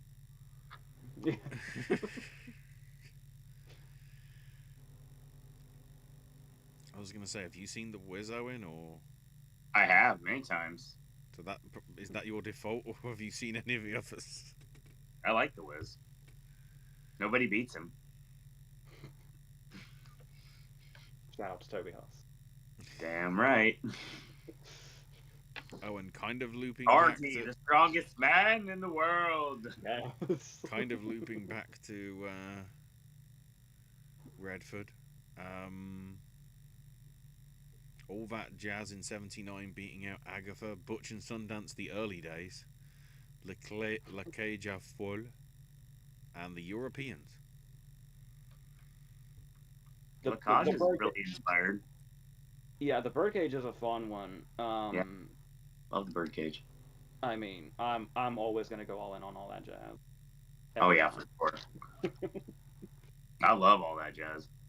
Yeah. Another movie we probably shouldn't have watched in choir class that we did. Oh wow. Yeah.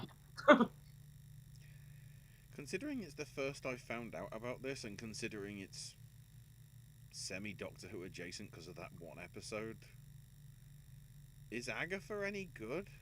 Considering, you know, I see it's a Michael Apted directed job, and it's Redgrave, Hoffman, and once again, he's back again, Timothy Dalton. What the hell?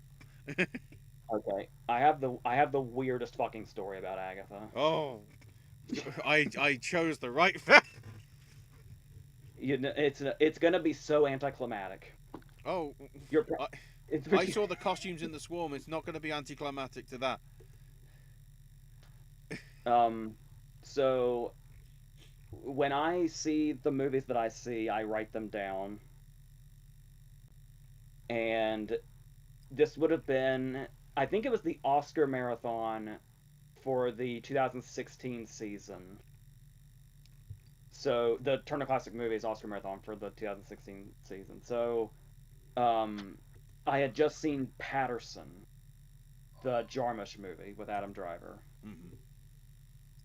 And I don't know where the hell I pulled this out of my brain, but I saw those back to back. So when I wrote those down, it said Agatha Patterson. That is Ann Dowd's name in Bushwhacked.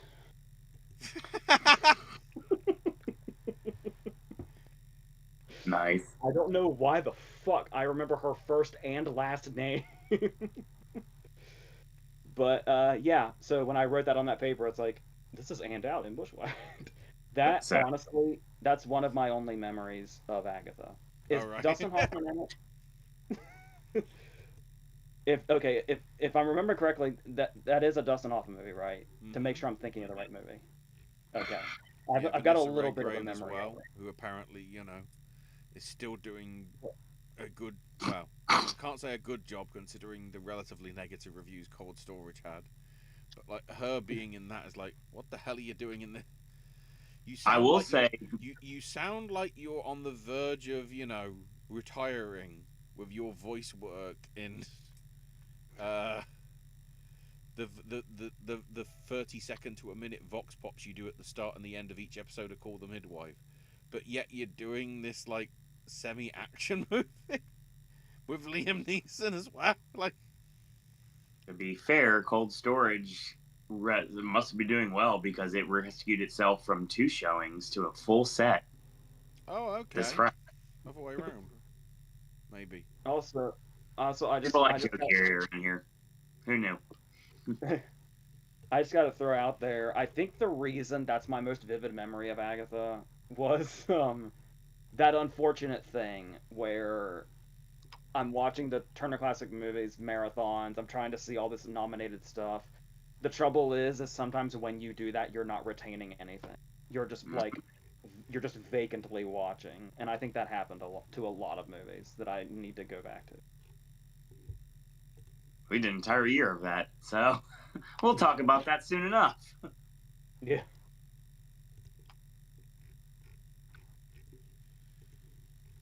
Right, so the next one that we've got to decide on is original score, in which we've covered the 70s, the 2000s, and the 2010s.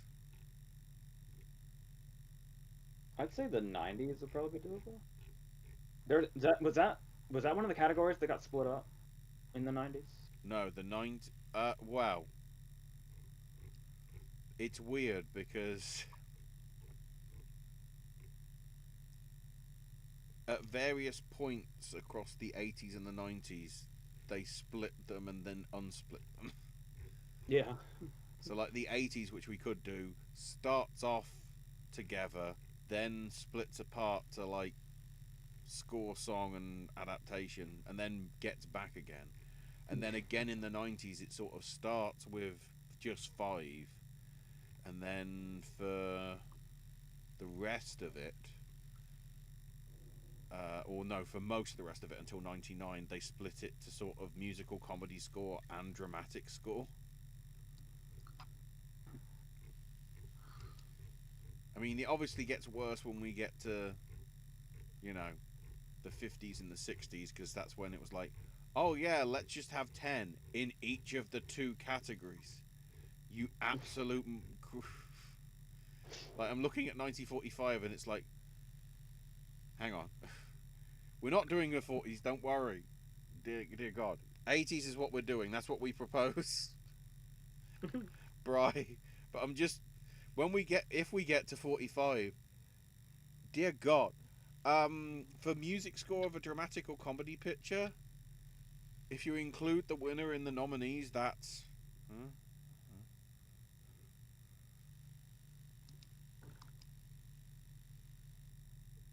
21 nominees. And that doesn't include the other 12 or whatever that were in musical. That's another thing about those Turner Classic Movies marathons, is it's like, we're showing you nothing but Oscar-nominated movies for a month. Mind you, most of them are nominees from the 40s for score.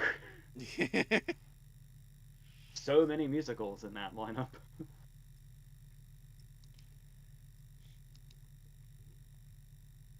So yeah, 80s score is what 80s score and score related. Again, because of the split up, we'll go with. So I'm just double checking that nothing important has gone. Well, there is one thing that we haven't mentioned that I know you guys were sort of mentioning beforehand. The passing of Robert Carradine. Mm. I know there was something he was extremely known for that I have no outlook on, that I'm sure Owen does. Lizzie McGuire? Yeah. Yeah, I saw a lot of posts when I first heard about his passing, and the first thing that says, "Oh, Revenge of the Nerds, Robert Carradine." I was like, as much as I love to say that, he's no more for Lizzie McGuire now. I saw a lot of Lizzie McGuire posts. Yeah. I always thought he was interesting because this might sound like a bad thing, but I don't think it is. I feel like he played an average guy so well. There were so many movies where I saw him and I didn't realize he was who I was looking at. Like he was just kind of like there were some movies where he was like the lead, like just sometime last year I saw Number One with a Bullet, the action movie he did with Billy D. Williams. But then he'd have like supporting roles here and there, and I was, like, he's Max Keeble's dad, like, and like those kind of things would just never register. But then he was like, I think his first movie was The Cowboys. He was one of the kids, which is like probably I mean, this is blasphemous for his fan base, but easily one of my favorite John Wayne movies. Yeah, I did not realize he had been going through that for so long. Mm-hmm. So yeah, I really love Revenge of the Nerds movies. They're a guilty pleasure. They really are. They're still funny to this day. They're very, very wrong, especially now this day and age. But and there's a whole lot wrong about that whole series in general. But I haven't rewatched it since that became its main reputation. Mm-hmm. And of course, he is part of the Tarantino verse. What with his appearance in Django. Yeah, he's in the gang of trackers. Mm-hmm. He certainly is.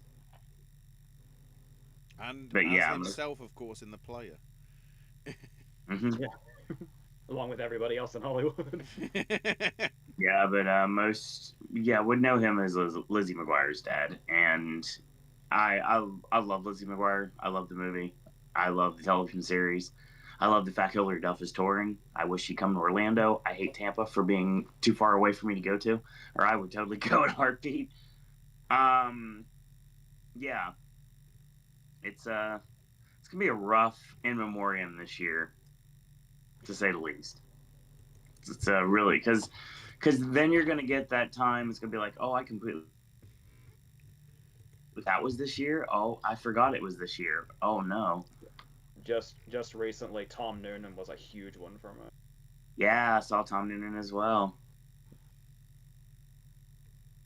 I think maybe it's because Duvall had been like up there in age, and he was kind of only working sporadically there. I felt like Noonan hit me more than Duvall did. Honestly.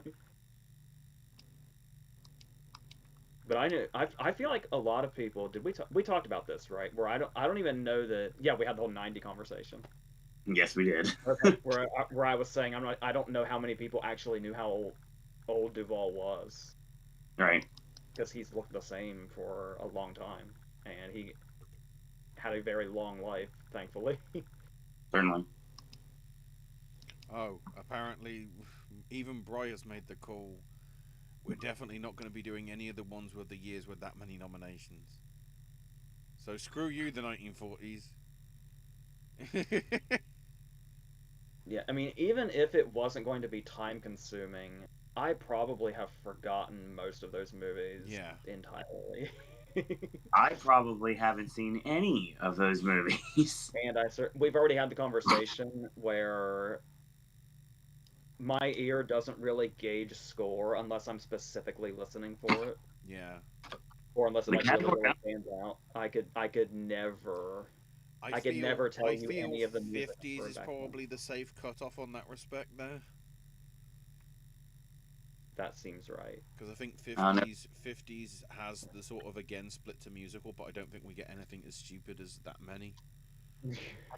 For me, I think they limit it to 5 at that point. So I just want original song. And a decade that I enjoy. That's all I'm asking for.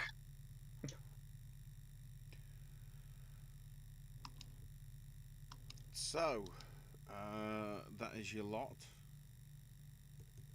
Pretty just much 2 hours. That's not too bad. We'll be back. Is it Tuesday next week? It is Tuesday next week. To discuss the... I don't want to say fallout. It depends how crazy the actor awards go. But certainly we'll be covering that, as well as what may be the one that determines what happens in 3 weeks. Or 3.5 weeks, I guess, as of now. Well, no, sorry. 2.5 weeks. Can't count. In terms of the PGAs as well, the Producers Guild. I went through this whole thing in the BAFTA video, but I'll say it again. I am so psyched for SAG.